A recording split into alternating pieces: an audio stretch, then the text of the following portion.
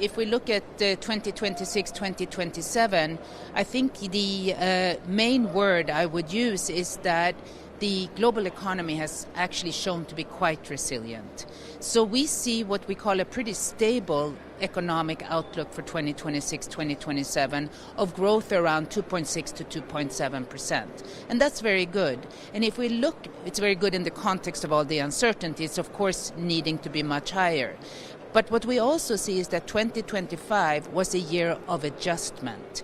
And what we saw there was, again, that countries were adjusting to uncertainty at a pretty significant scale.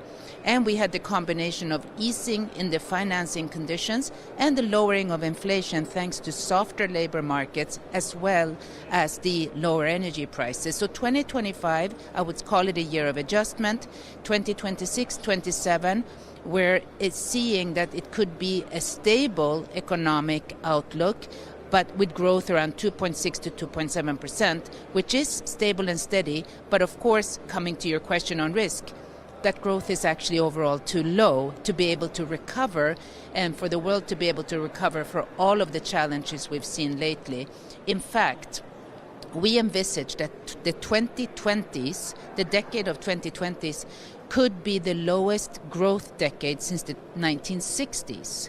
And that has particularly harsh impacts in the developing countries where we're seeing a much slower growth in per capita income than is needed to be able to bring much more equality and parity in income levels and to be able to, of course, for us as a development institution, see poverty drastically go down.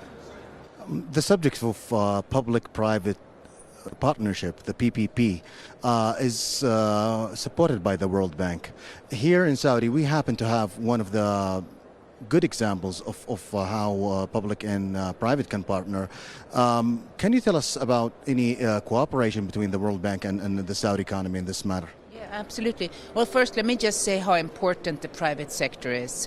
What we're seeing generally in the world is that public financing of development is just not enough. So the best way that we can get funds and knowledge and innovation and technology to the developing world and the emerging markets is to make sure that we increase the share by the private sector. And actually here our partnership with the Kingdom of Saudi Arabia is a great example. We've worked together for many, many years.